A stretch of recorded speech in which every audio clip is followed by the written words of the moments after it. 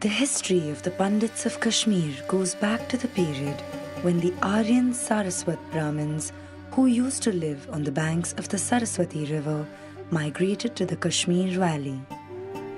With the passage of time, they assumed the name Bhattas, and now they are popularly known as the Kashmiri Pandits.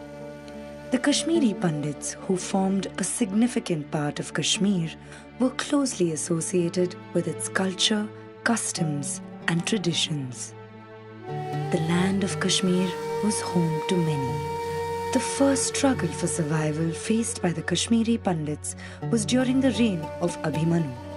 It was during the 14th century that Kashmir came to contact with the Muslim invaders who took advantage of the weak administration of the Laura dynasty and established their rule.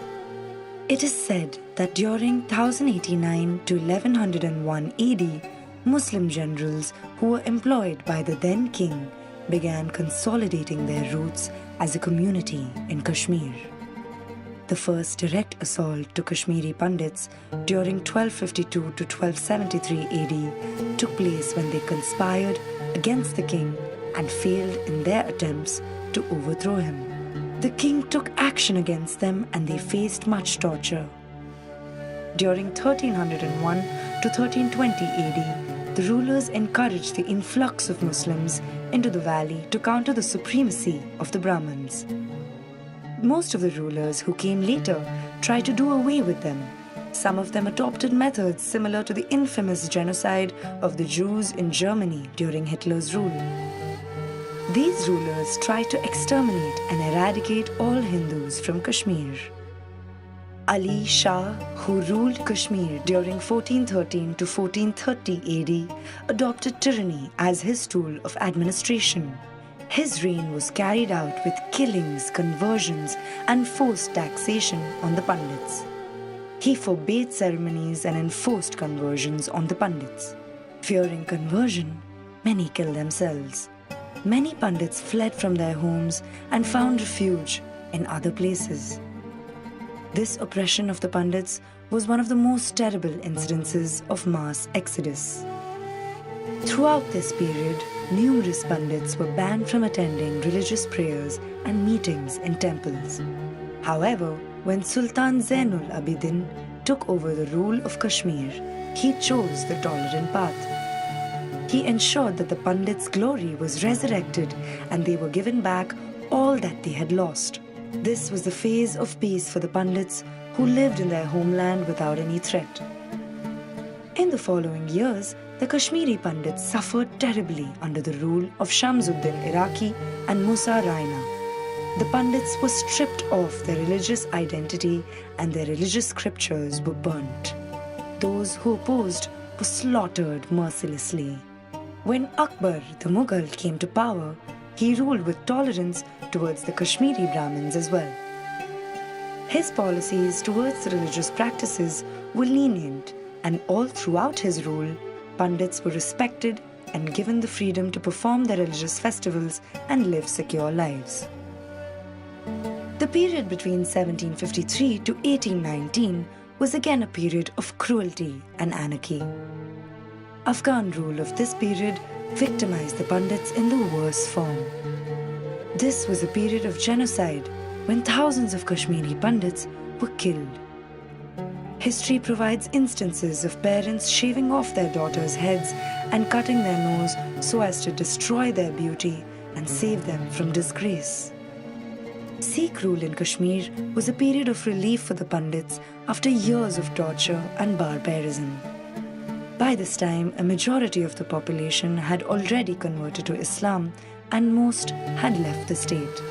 Those who remained claimed back their lost honor by rebuilding their homes and temples in hope of starting afresh. In 1846, during the Dogra rule, the Pandits were again targeted when their political, religious, and cultural freedom were curtailed. The communal disturbances of 1931 pushed many Pandits towards migration. Their houses were looted, shops burnt, women and children abducted, and the whole community tortured. in order to establish the dominance of one community in the region of Kashmir. The inhuman acts against the pandits, which had been prevailing since ancient times, turned brutal and barbaric in what we can call the genocide of pandits. The Kashmiri pandits, with a history of over 5,000 years in Kashmir, were made victims once again in one of the ugliest chapters of Indian history.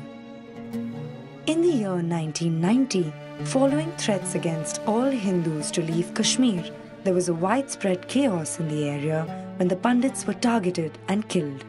People were shot in the open and the anti-India slogans were raised.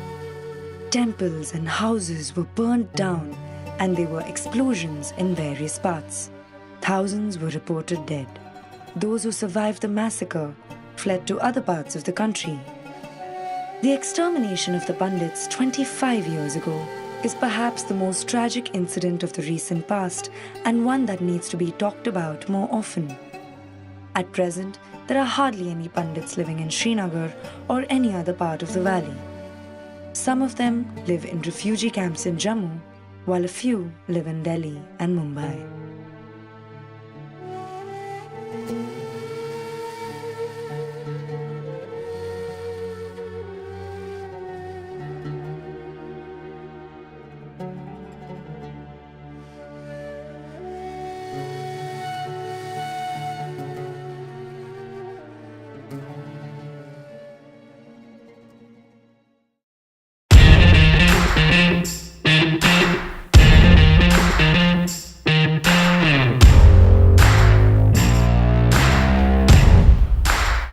The Jewish community has lived in India without any instances of anti-Semitism or hatred. Since then, India has provided them with all resources for growth and development. Sita, the princess of Mithila, when she was young, once playfully picked up the bow of Shiva, since it was a weapon only the gods could wield.